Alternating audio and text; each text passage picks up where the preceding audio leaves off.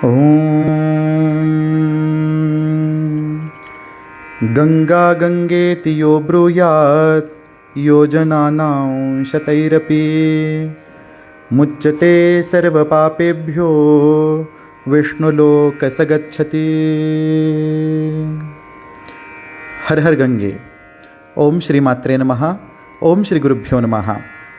प्राचीन काळापासूनच किंवा वैदिक काळापासूनच आपण नद्यांना देवता स्वरूप मानत आलेलो आहोत. ऋग्वेद संहितेच्या 3ऱ्या, 7व्या आणि 10व्या मंडळात नद्यांची सूक्त आपणास पाहावयास मिळतात.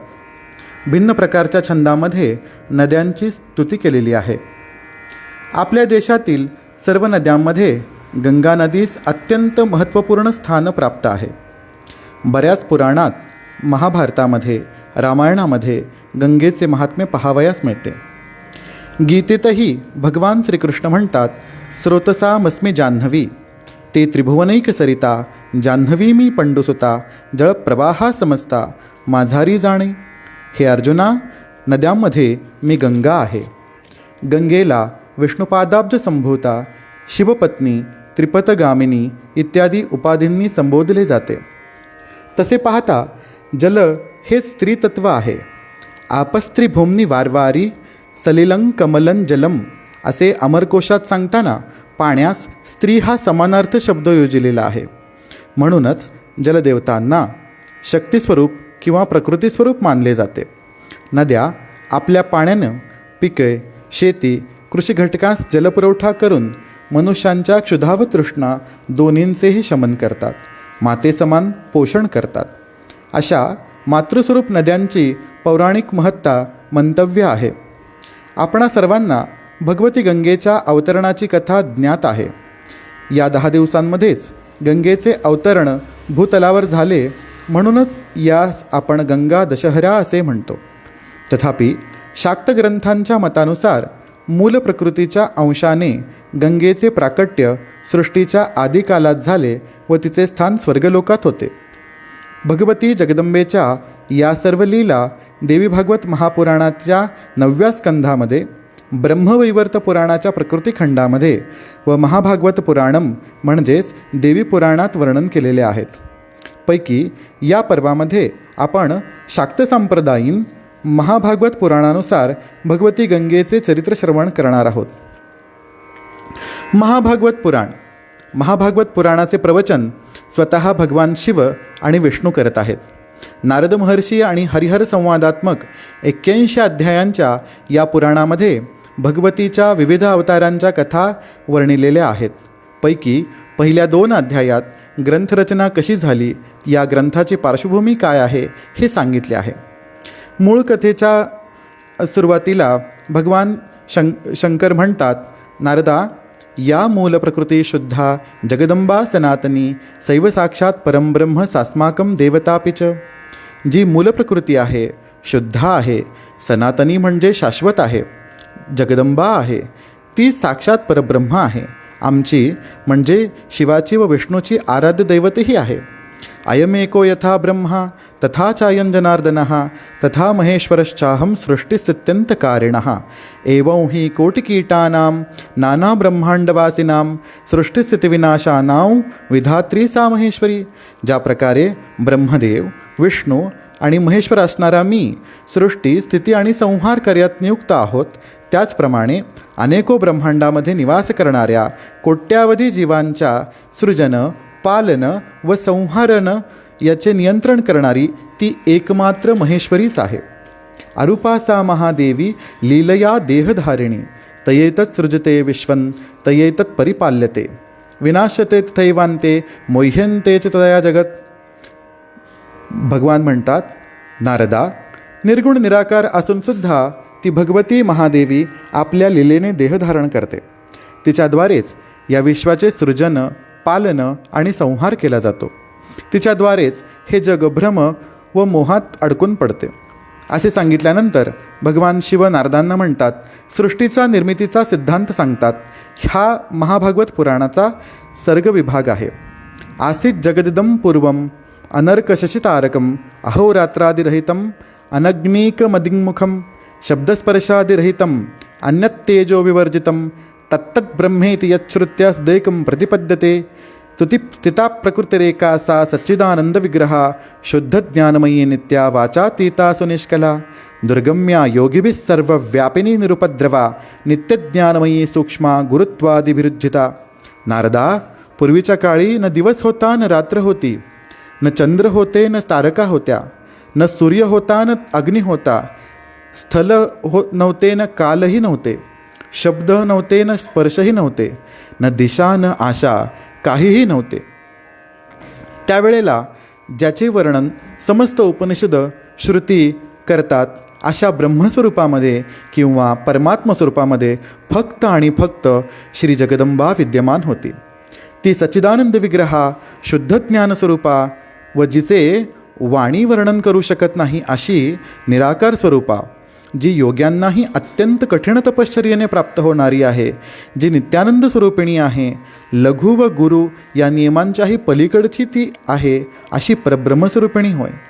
अशा या निर्गुण निराकार भगवतीची सृष्टी निर्माण करण्याची इच्छा झाली असता तिने एक स्वरूप धारण केले व आपल्या इच्छेनुसार सत्व, रज आणि तमोगुणातून चैतन्यरहित पुरुषाची उत्पत्ती केली. 3 गुणांच्या प्रभावाने तिने 3 स्वरूपात अर्थातच ब्रह्मा, विष्णू आणि महेश 3 स्वरूपात प्रकट केले. एवढ्यावर तिचे समाधान झाले नाही, म्हणून त्या पुरुषास तिने जीवात्मा व परमात्मा या स्वरूपात विभागले व यानंतर स्वतः 3 रूपात विभक्त झाली. माया, विद्या आणि परमा ही तिची 3 रूपे होत. पुढे म्हणतात, प्राण्यांना मोहात टाकणारी ती माया, तर जगाचे संचालन करणारी, प्राणीमात्रांमध्ये स्पंदनादी शक्तींचा संचार करणारी ती परमाशक्ती होय. हीच ती परमाशक्ती तत्त्वज्ञानमयी आणि संसार बंधनातून मुक्ती देणारी आहे. यानंतरच्या श्लोकात आपणास अभिप्रेत असणारा आशय भगवान सांगतात. सा तृतीया पराविद्या पंचदा या भवत स्वयं गंगा दुर्गा च सावित्री लक्ष्मीश्चैव सरस्वती. तिसरी जी पराविद्या आहे ती स्वतः गंगा, दुर्गा, सावित्री, लक्ष्मी, सरस्वती अशा 5 स्वरूपात विभक्त झाली. या ठिकाणी गंगेला सर्वप्रथम प्रकृती असे म्हटलं आहे. तसेच याच अध्यायात प्रकृतीच्या अंशाने गंगेचा प्रादुर्भाव झाला असे म्हटले आहे. पूर्णैव गिरीशंप्राप स्वर्गे गंगा स्वरूपिणी असे गंगा शिवपत्नी असल्याचा उल्लेख येतो व ती स्वर्गामध्ये राहत असण्याचाही उल्लेख येतो. यानंतर गंगेची शिवपत्नी होण्याच्या पार्श्वभूमीवर ब्रह्मदेवाच्या सृष्टीविस्ताराचे वर्णन आलेले आहे. दक्ष प्रजापती व दाक्षायणी देवी सतीच्या चरित्राचे वर्णन येते. सतीचरित्रामध्ये अष्टमी व्रताचा महिमा सांगितलेला आहे. या व्रतामुळे पर्वतराज हिमालयास भगवतीचा पिता होण्याचे भाग्य लाभले असे सांगितले आहे.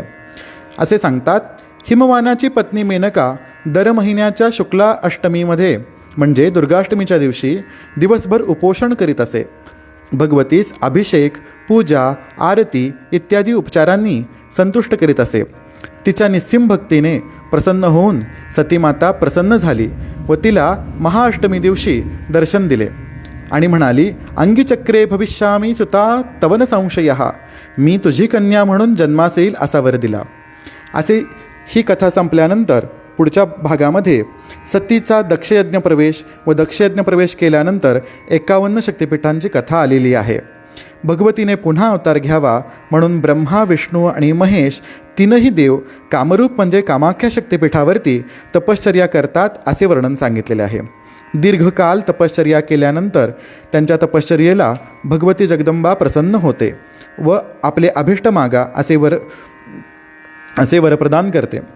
त्यावर भगवान शिव म्हणतात, यथा हि कृपया पूर्वं सीता मद्गेहिनी स्वयं तथैव हि पुनश्चापि भवत्वं कृपयेश्वरी. हे देवी, आपण जसे पूर्वी माझी गृहिणी बनून होतात तसेच कृपापूर्वक पुन्हा राहावे. त्यावर देवी म्हणते की मी हिमालयाची कन्या बनून तुझा स्वीकार पती म्हणून नक्की स्वीकार करेन. द्विधा भूत्वा भविष्यामी सत्यमेवं न संशयः. हे महेश्वर, लवकरच मी हिमवानाची कन्या बनून अवतरित होईन आणि 2 रूपामध्ये प्रगट होईन. इथं देवी म्हणते, यतस्तां शिरसा हर्षा कृत्वा मन्नृत्य तत्परः अहं तेनांश संभूता गंगा जलमयी स्वयं त्वामेव पतिमापन्ना भविष्ये तव मूर्धनी. हे शिवा, ज्याप्रमाणे तुम्ही सतीच्या कलेवराला डोक्यावर घेऊन नृत्य केले, म्हणून त्याच सतीच्या अंशरूपाने गंगा बनून मी आपणास पतिरूपात प्राप्त करेन व आपल्या शिरावरती विराजमान होईल. पुढे महादेव सांगतात, ज्येष्ठा गंगा भवेत देवी कनिष्ठा पार्वती शुभा, की त्या एकाच हिमवानाला मोठी कन्या म्हणून गंगा झाली आणि दुसरी कन्या म्हणून पार्वती झाली. असा हा गंगेचा उल्लेख मूल प्रकृती म्हणून आलेला आहे. शाक्तांच्या उपासना परंपरेमध्ये भगवती तत्व किंवा स्त्री तत्वालाच परब्रह्म तत्व मानले जाते. या परब्रह्म तत्वाचं प्रकटीकरण करताना वेगवेगळ्या स्वरूपातील नदी या स्वरूपामध्ये भगवती गंगेला शक्तीच्या अंशातूनच प्रकृती स्वरूप मानलेले आहे. अशा या प्रकृतीच्या चरित्राचं वर्णन महाभागवत पुराणामध्ये अत्यंत विस्ताराने आलेले आहे. यामध्ये गंगेचा शिवाशी विवाह, गंगेचा ब्रह्मदेवाच्या कमंडलूमधील वास, विष्णूच्या चरणामधील वास व गंगेचा अष्टोत्तर शतनाम स्तोत्रम, शिवाय गंगेचं भूतलावरती अवतरण इत्यादी कथांचे वर्णन यामध्ये आलेले आहे. या सर्व वर्णांचा विचार आपण क्रमशः करणार आहोत. हर हर गंगे. ओम श्री मात्रे नमः. ओम श्री गुरुभ्यो नमः. धन्योस्मी.